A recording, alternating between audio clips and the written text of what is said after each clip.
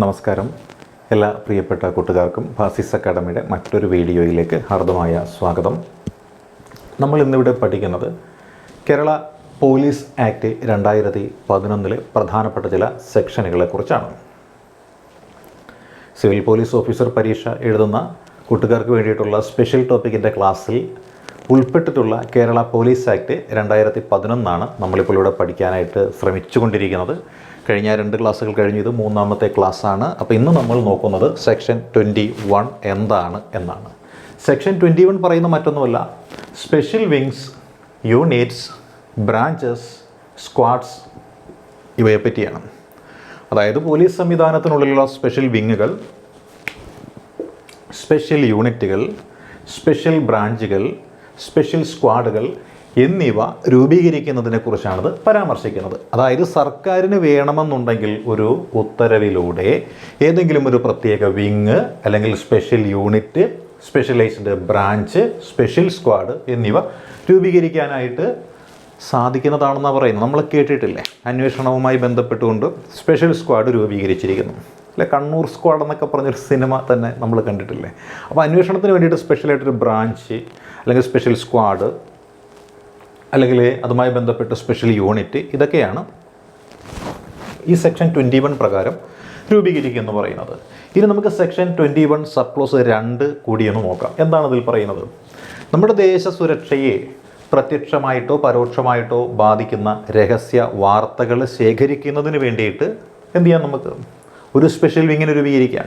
അപ്പോൾ പ്രത്യേകമായിട്ട് വിങ്ങുകൾ രൂപീകരിക്കുന്നതിനെ കുറിച്ചുള്ള കാര്യങ്ങളാണ് ഇവിടെയും പരാമർശിക്കുന്നത്. അതായത് നമ്മുടെ ദേശ സുരക്ഷയെ പ്രത്യക്ഷമായിട്ടോ പരോക്ഷമായിട്ടോ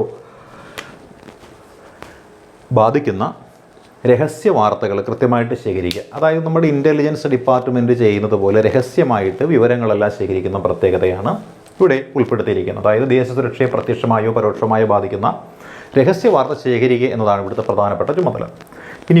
ഇനി സങ്കീർണമായതോ നീചമോ പ്രമാദമോ പ്രത്യേക പ്രാധാന്യമുള്ളതോ ആയ കുറ്റകൃത്യങ്ങൾ എന്തെങ്കിലും നടന്നു, അതായത് ഞെട്ടിപ്പിക്കുന്ന കോളിളക്കം സംഭവിക്കുന്ന, അതായത് നമ്മുടെ സമൂഹത്തിലേക്ക് മൊത്തത്തിൽ മനസാക്ഷി ഞെട്ടിക്കുന്ന തരത്തിലുള്ള ചില കൊലപാതകങ്ങൾ കാണും, അതല്ലെങ്കിൽ വർഗീയമായിട്ടുള്ള ഏതെങ്കിലും തരത്തിലുള്ള പ്രശ്നങ്ങളൊക്കെ ഉണ്ടാകും, ജാതീയമായതോ വർഗീയമായതോ രാഷ്ട്രീയമായതോ ആയിട്ടുള്ള സംഘർഷങ്ങളൊക്കെ ഉണ്ടാകും. അപ്പോൾ അതുമായി ബന്ധപ്പെട്ടുകൊണ്ട് തെളിവെടുത്ത് അന്വേഷണ നടപടികൾ പൂർത്തീകരിക്കാൻ വേണ്ടിയിട്ട് എന്ത് ചെയ്യുന്നുണ്ട്, പ്രത്യേകമായിട്ട് വിങ്ങുകൾ രൂപീകരിക്കാറുണ്ട്. അത് ഈ പറയുന്ന സെക്ഷൻ 21 സബ് ക്ലോസ് 2 പ്രകാരം നമുക്ക് ചെയ്യാവുന്നതാണ്. പിന്നെയോ നമ്മുടെ ഗതാഗത നിയന്ത്രണം, ഒരു VVIP വിസിറ്റിന് വരുന്നു. അപ്പോൾ അദ്ദേഹം പോകുന്ന സ്ഥലങ്ങൾ, റൂട്ടുകളെല്ലാം കൃത്യമായിട്ട് ഗതാഗത നിയന്ത്രണം ഉണ്ടാക്കിയെടുത്തേ പറ്റുകയുള്ളൂ.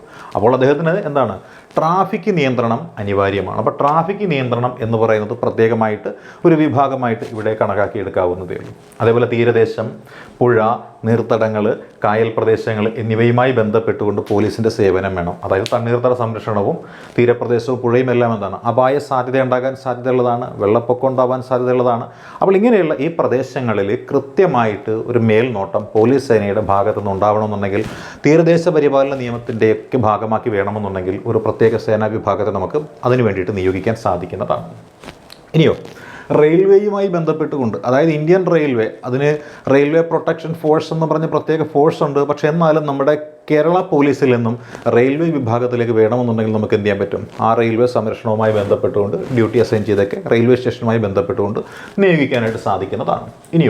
കുറ്റകൃത്യങ്ങളെയും കുറ്റവാളികളെയും സംബന്ധിച്ച വിവരവും രഹസ്യ വാർത്തയും ശേഖരിക്കുന്നതും പരിശോധിക്കുന്നതും പട്ടിക തയ്യാറാക്കുന്നതും അവയുടെ വിശകലനവും ബ്യൂറോ ഓഫ് മിസ്സിംഗ് പേഴ്സൺസിൻ്റെ പ്രവർത്തനവുമൊക്കെ തയ്യാറാക്കാനായിട്ട് ഒരു പ്രത്യേക സ്ക്വാഡ് വേണം. അതായത് നമ്മുടെ സംസ്ഥാനത്ത് നടന്നിട്ടുള്ള കുറ്റകൃത്യങ്ങളെ കൃത്യമായിട്ട് തിരിച്ചറിയുക, കുറ്റവാളികളുടെ ലിസ്റ്റ് പ്രത്യേകമായിട്ട് തിരിച്ചറിയുക, എന്നിട്ട് സമാനമായ കുറ്റകൃത്യങ്ങൾ നടന്നിട്ടുണ്ടെങ്കിൽ ഈ വ്യക്തികൾക്ക് അതിൽ ഉൾപ്പെടാനുള്ള സാധ്യത എത്രത്തോളം ഉണ്ടെന്ന് വിശകലനം ചെയ്യാനായിട്ട് നമുക്ക് ഇതുവഴി സാധിക്കും. അപ്പോൾ അതിന് വേണ്ടിയിട്ട് പ്രത്യേകമായിട്ട് ഒരു വിഭാഗത്തെ നമുക്കിവിടെ സൂക്ഷിക്കുവാനായിട്ട് സാധിക്കുന്നതാണ്. ഇനി അടുത്ത് എന്താണ്, ജുവനൈൽ പോലീസ് യൂണിറ്റ് സ്ഥാപിക്കുക എന്നുള്ളതാണ്. ജുവനൈൽ പോലീസ് യൂണിറ്റ് എന്ന് പറയാൻ നേരത്ത് ഇപ്പോൾ കുറ്റവാളികളുമായി ബന്ധപ്പെട്ടുകൊണ്ട് അല്ലെങ്കിൽ കുറ്റകൃത്യങ്ങൾ ചെയ്ത വ്യക്തികളുമായി ബന്ധപ്പെട്ടുകൊണ്ട് ചിലപ്പോൾ കുട്ടികളെയും കൂടി സ്റ്റേഷനിലേക്കൊക്കെ കൊണ്ടുവരേണ്ടതായിട്ട് വരാം, കുറ്റകൃത്യത്തിൽ പങ്കാളികളൊക്കെ ആയിട്ട്. അപ്പോൾ അവർക്ക് അവരുടെ കാര്യങ്ങൾ നോക്കുന്നതിന് വേണ്ടി എന്ത് ചെയ്യേണ്ടി വരും, പ്രത്യേകമായിട്ടൊരു ജുവനൈൽ ജസ്റ്റിസ് ഹോം എന്ന രീതിയിൽ സ്ഥാപിതമാക്കേണ്ടി വരും. അപ്പോൾ അങ്ങനെയുള്ള ഒരു ജുവനൈൽ പോലീസ് യൂണിറ്റും അവിടെ അനിവാര്യമാണ്. ഇനി അടുത്ത് എന്താണ്, കമ്പ്യൂട്ടർ, മറ്റ് ഡിജിറ്റൽ സേവനങ്ങൾ എന്നിവ തിരഞ്ഞെടുക്കുന്നതിനായിട്ട് സോഫ്റ്റ്വെയർ വികസിപ്പിച്ചെടുക്കുക. അതായത് ഈ ഡിജിറ്റൽ സർവീസ് പോലീസ് എന്ന് പറയുമ്പോൾ ഇപ്പോൾ ഏറ്റവും കൂടുതലായിട്ട് അന്വേഷിച്ചുകൊണ്ടിരിക്കുന്ന കുറ്റങ്ങളെന്ന് പറയാൻ നേരത്ത് സൈബർ ക്രൈംസ് ആണ്. അപ്പോൾ കമ്പ്യൂട്ടറുമായി ബന്ധപ്പെട്ടുകൊണ്ടുള്ള ധാരാളം സോഫ്റ്റ്വെയറുകൾ പുതിയതായിട്ട് ഡെവലപ്പ് ചെയ്തെടുത്തേ പറ്റുകയുള്ളൂ, അല്ലെങ്കിൽ ഡിജിറ്റൽ അന്വേഷണത്തിന് സഹായകരമാകുന്ന വസ്തുക്കൾ കണ്ടെത്തിയേ പറ്റുകയുള്ളൂ.